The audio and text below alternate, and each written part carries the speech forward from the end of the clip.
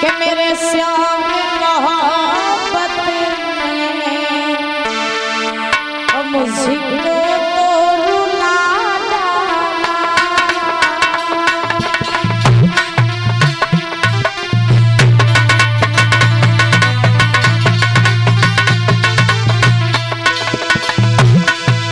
ओ मेरे श्याम मोहब्बत ने मुझको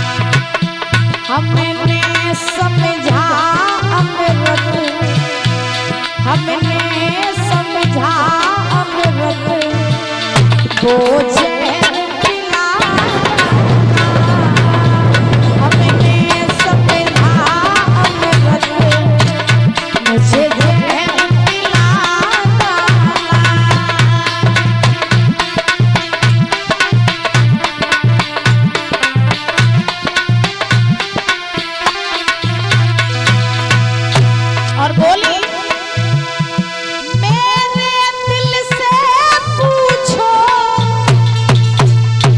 क्या हालत होती है। मेरे दिल से पूछो क्या हालत होती है। अपनी पे आए तो अपनी पे खुद को भी जला डाला। मेरे श्याम मोहब्बत ने मुझको तो रुला डाला।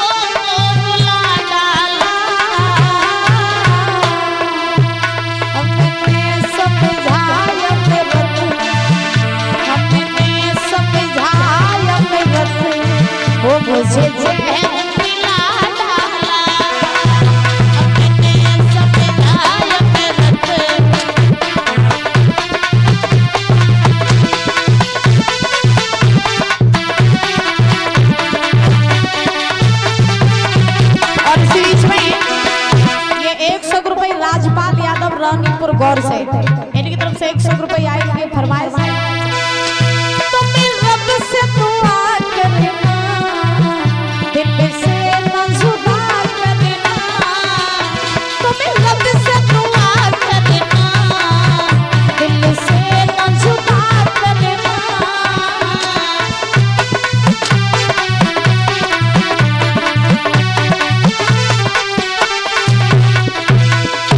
तुम्हें रब से दुआ करना, दिल से न जुदा करना, ओ मैं लौट के आऊंगा, मैं लौट के आऊंगा, मुझे हंस के विदा करना, मैं लौट के आऊंगा, मुझे हंस के विदा करना।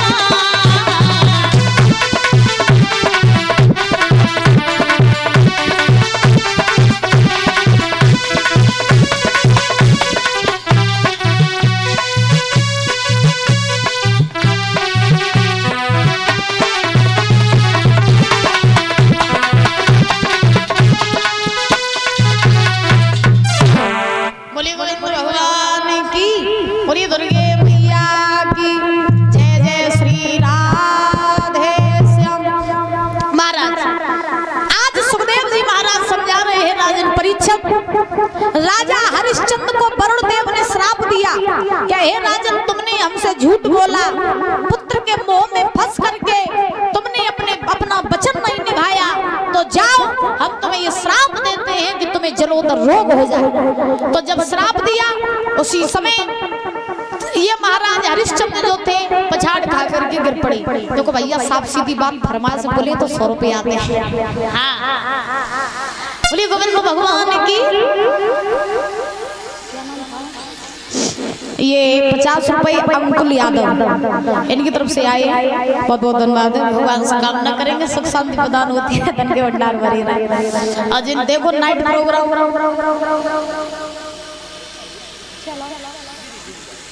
तो कल नाइट प्रोग्राम कल का रखा जाएगा कमेटी वाले भाइयों के विशेष मांग पर। तो जिसकी कल जो फरमाइश हो वो कल बुलवा लेना, ठीक है। हाँ बोली गोविंद भगवान की।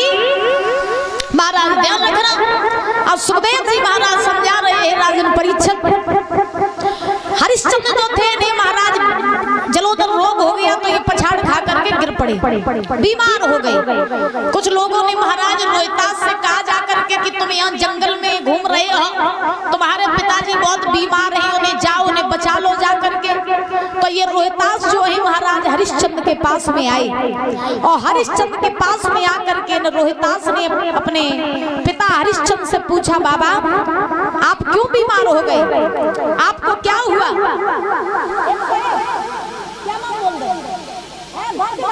यहीं से 100 रुपये परम सम्मानीय परमात्मा दादाश्री बांके लाल दादाजी रानीपुर गौर से की तरफ से 100 रुपये आए हैं, बहुत बहुत धन्यवाद है। बोली बांके बिहारी लाल की। महाराज आज ध्यान रखना, जैसे ही हरिश्चंद्र के पास में आए रोहितास, तो रोहितास ने कहा बाबा आपकी दशा कैसे हो गई? तो हरिश्चंद्र ने कहा कि हे बेटा रोहितास ये हमारी दशा वरुण देव के कारण हुई। रोहितास बोले कैसे? हरिश्चंद्र ने कहा बेटा मुझे वरुण देव ने श्राप दिया है कि हमें जलोदर रोग हो जाए। तो रोहितास ने कहा कि पिताजी ये आपका रोग ठीक कैसे होगा? हरिश्चंद्र ने कहा बेटा ये हमारा रोग तब ठीक होगा जब तुम्हारे जगह वरुण देव के यज्ञ में कोई दूसरा लड़का चढ़ जाए तो हमारा ये रोग ठीक हो जाएगा। तो रोहित ने कहा कि चिंता न करो पिताजी, हम काऊ न काऊ लड़का को ढूंढ के ले आएंगे और वरुण देव के यज्ञ में बलि चढ़वा देंगे और तुम्हारा ये रोग ठीक हम करवा देंगे। तो इन रोहितास ने क्या किया कि अपने साथ बहुत सारा धन ले लिया, बहुत सारी गायों को ले लिया और लेकर के परीक्षित जी आज रोहतास नगर नगर में जाने लगे, घर घर जाने लगे और कहने लगे कि कोई ऐसा व्यक्ति हो जो मुझे अपना एक बालक बेच दे, उसके बदले में वो हमसे खूब सारा धन ले ले। ये रोहित आवाज लगाने लगे। अब कोई माँ बाप ऐसे हुई जो धन के पीछे अपनी औलाद को बेच देंगे? बताओ परीक्षित जी, है कोई माँ बाप ऐसे होंगे जो दौलत के पीछे अपने बच्चों को बेच देंगे? कोई नहीं होंगे। तो आज रोहतास नगर नगर जाने लगे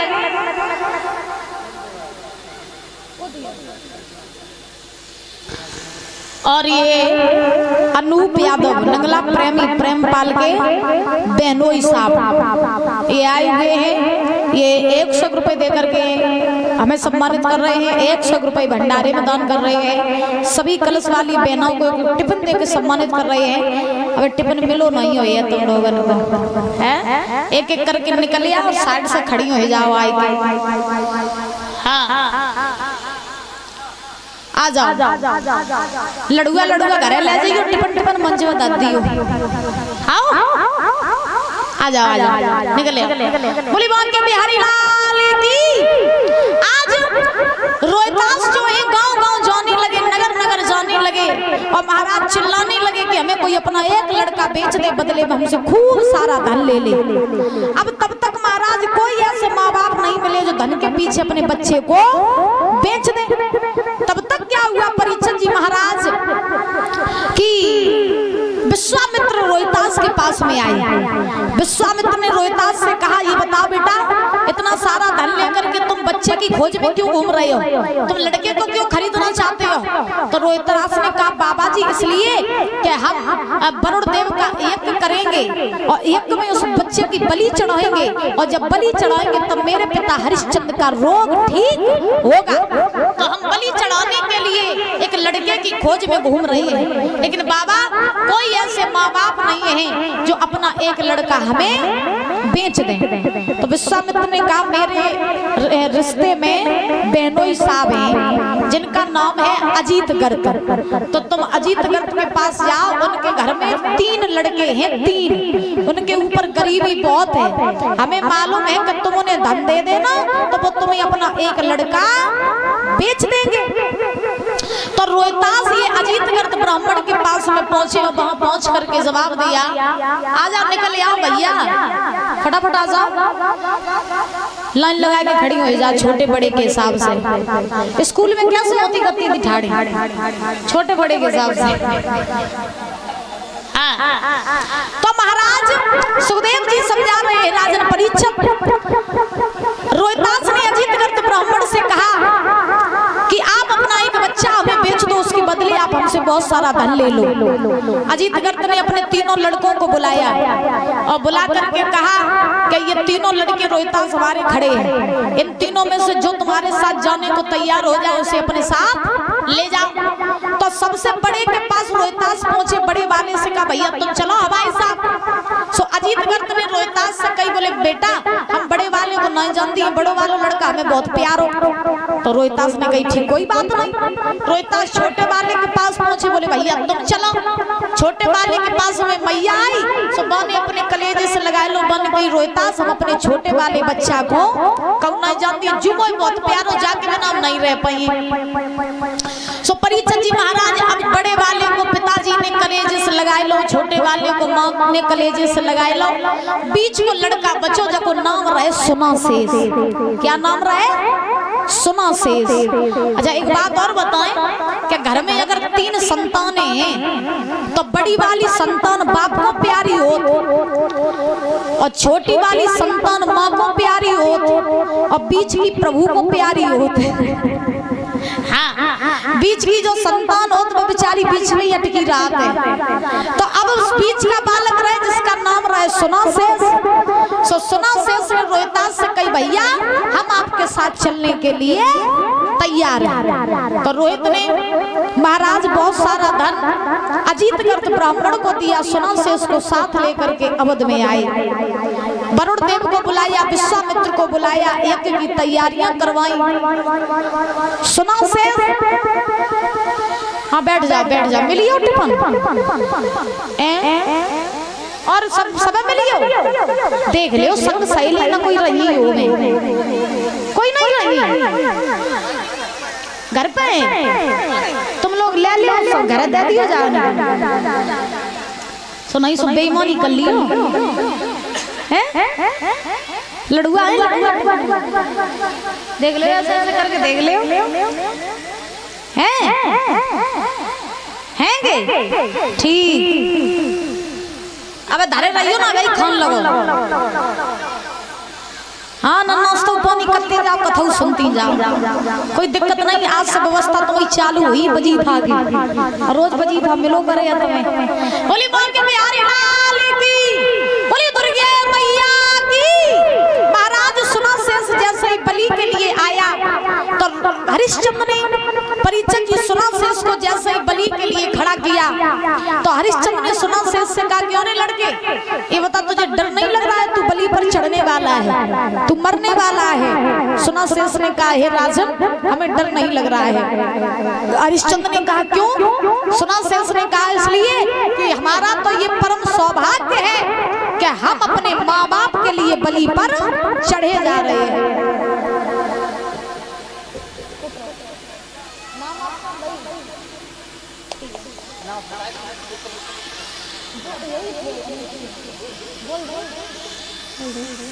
हाँ बोल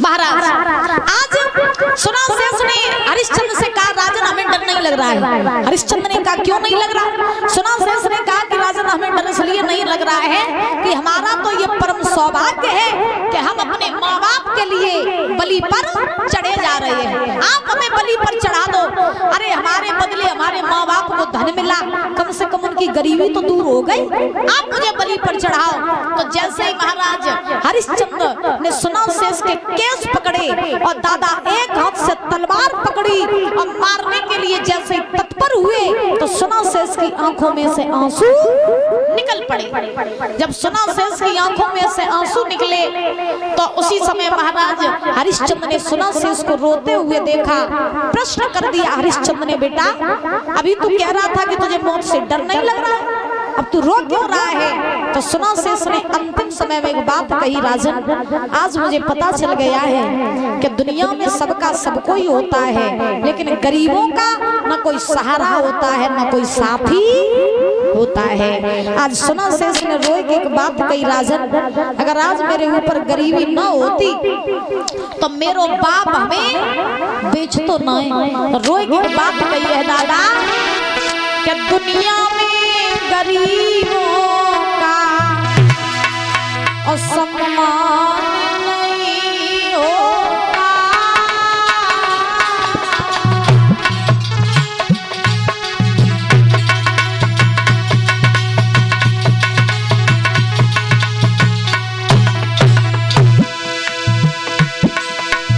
सुना शेष ने रो करके कहा राजन सुना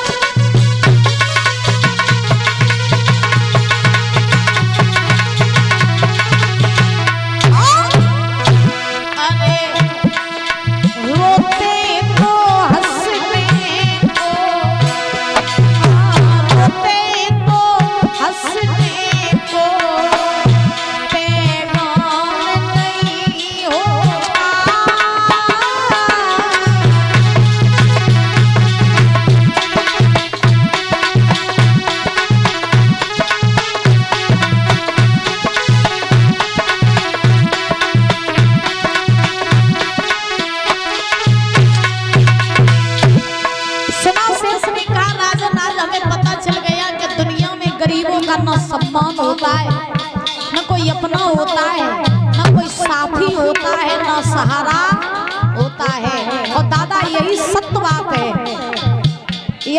बात है कि जीवन में होता है। आज सुना शेष ने कहा राजन सुना, तन पान कोई मरता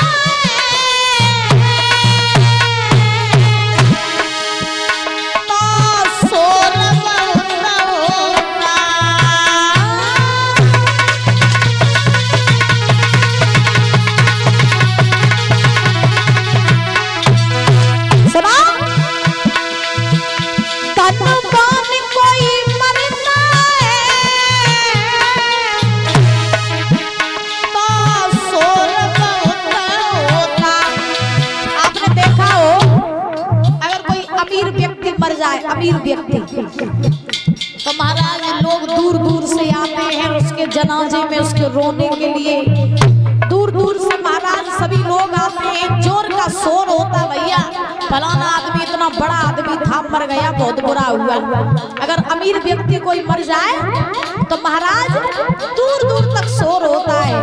अमीर व्यक्ति को कोई केस लग जाए, थाने अदालत में जावे, कोर्ट कचहरी में जावे,